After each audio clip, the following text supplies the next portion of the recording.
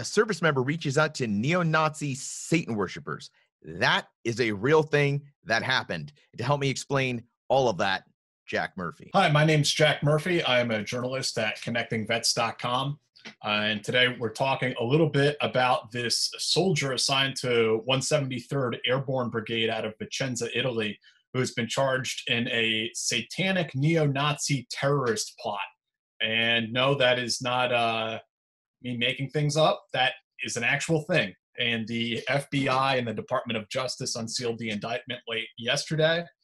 I went through it, looking at it. I mean, it reads like science fiction, but apparently this happened. So this caught my eye this morning. I'm having my morning coffee, and I see this article. You know, the story breaks, and of course, whenever you read a headline like satanic neo-Nazi group, I thought we were talking about some like Amazon Prime straight to video kind of thing. And this is a real story.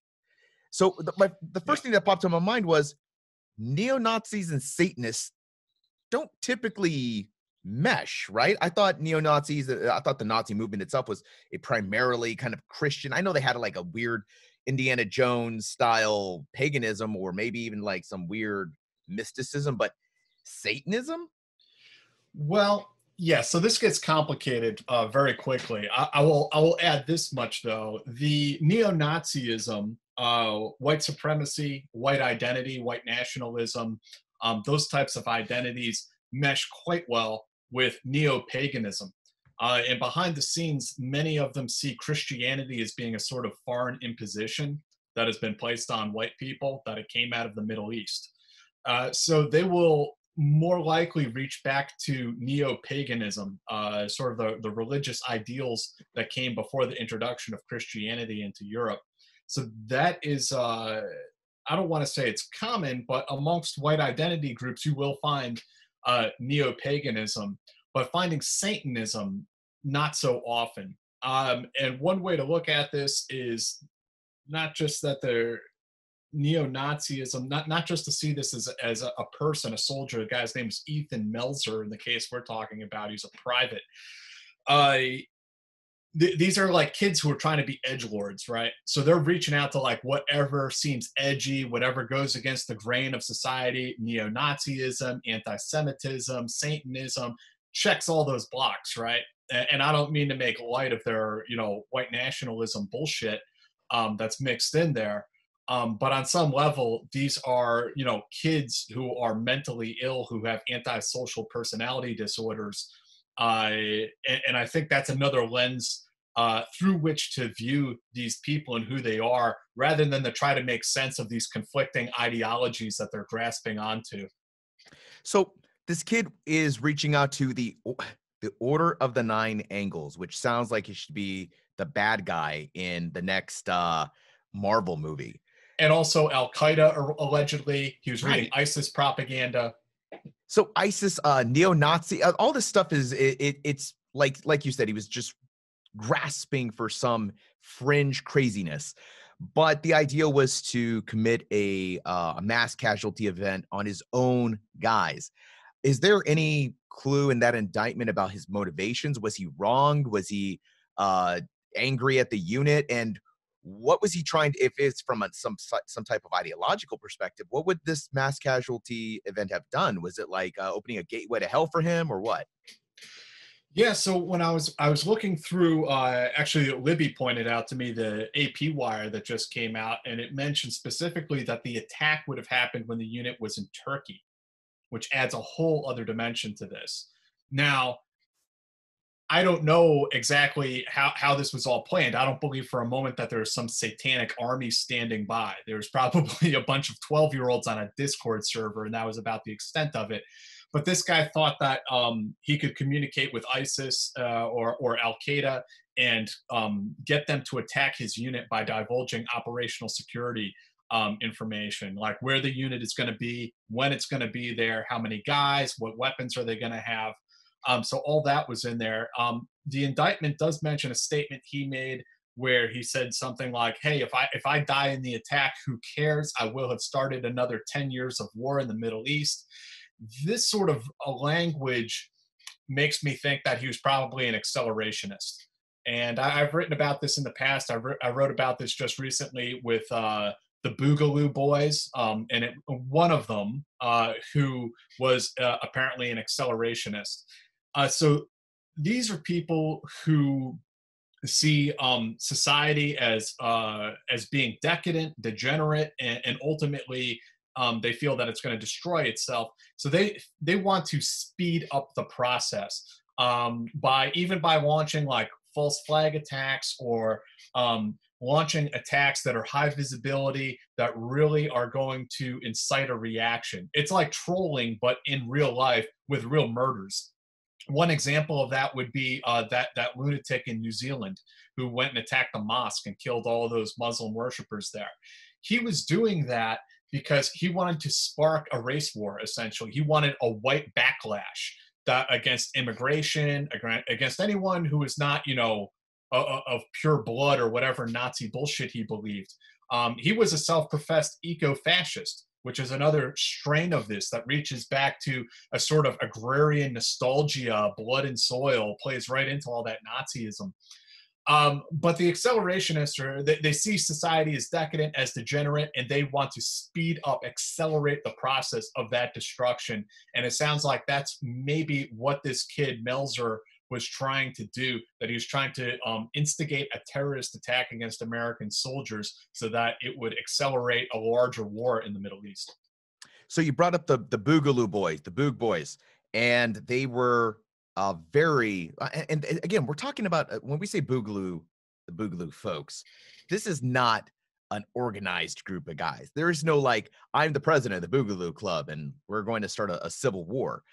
These are just a bunch of folks who kind of like share some ideas and some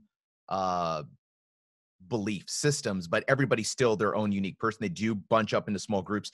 They became very vocal during the BLM protests / riotings, depending on what perspective you want to take. But I see that this occurred. And you brought up the Boo guys.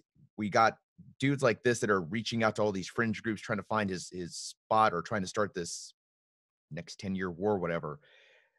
Where do it feels to me like the pendulum is swinging a little bit off of the way it was where the world saw service members, or the US saw service members and veterans. We're kind of swinging in this weird direction, the opposite way now, where we're getting a lot of negative, maybe a lot of negative press. And I don't know if the recent deployment of active duty troops to the Capitol might have fueled or brought service members into this argument of racial tensions in the country. What's your perspective on this, Jack? Well, yeah, I think it's going to take a bit more to really, if we're talking about the public turning against the military, we avoided a near disaster in Washington, D.C. with the 82nd being deployed there. So thankfully they were not sent into the city. But I think what you're seeing is sort of a microcosm. It's a reflection of what's going on in society at large, that there is this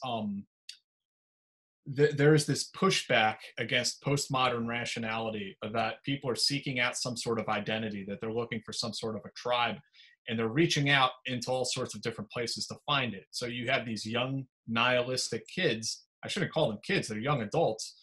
But they're seeking an identity. At the end of the day, everyone wants to feel special. They want to feel like their existence has some sort of meaning in the world. And some of these people who are angry, it's like that scene, Doc Holliday, right? Who says, he wants revenge.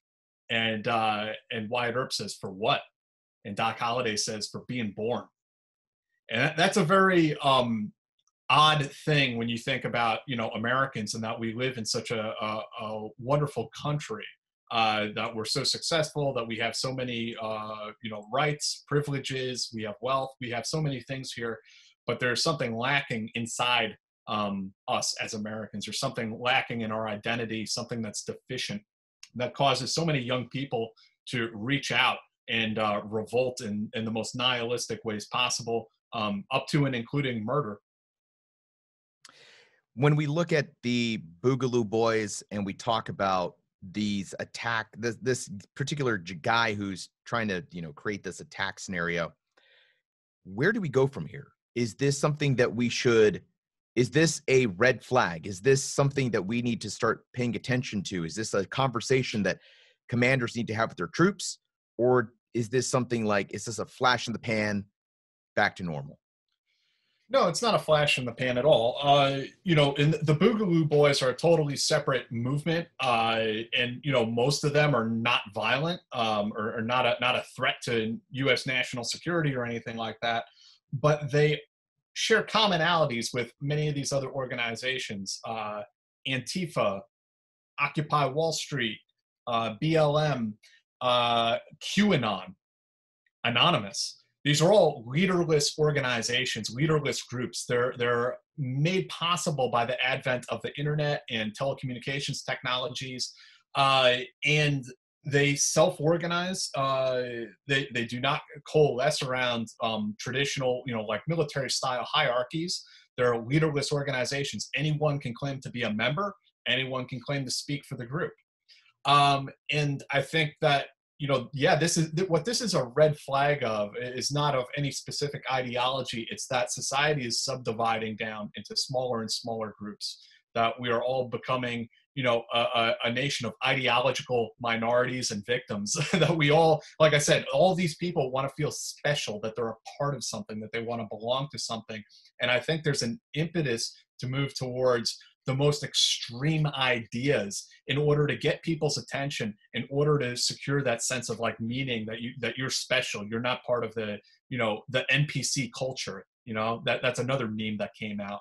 But all of these things, they start off as intermittent memes, and they are then projected into reality. And some of them are completely harmless. Some guy dressing up in a Hawaiian t-shirt out on the shooting range, it's not a big deal. Or some people going out and peacefully protesting with BLM. They're not a threat. But then there are some people who are going to, take it the extra mile, and they're going to weaponize these movements. Awesome, Jack. Thanks for the talk, man. And where can folks reach out to you, maybe ask you some questions in reference to what you just talked about here? Yeah, well, you can find my work on connectingvets.com, and you can find me on Twitter at JackMurphyRGR. Awesome. Thanks, Jack. Really appreciate you, man. Yeah, thank you, Rod. Folks, that was Jack Murphy. Make sure you reach out to him on Twitter. Go to connectingvets.com to learn more. I'm Rod Rodriguez. I'll see you guys later.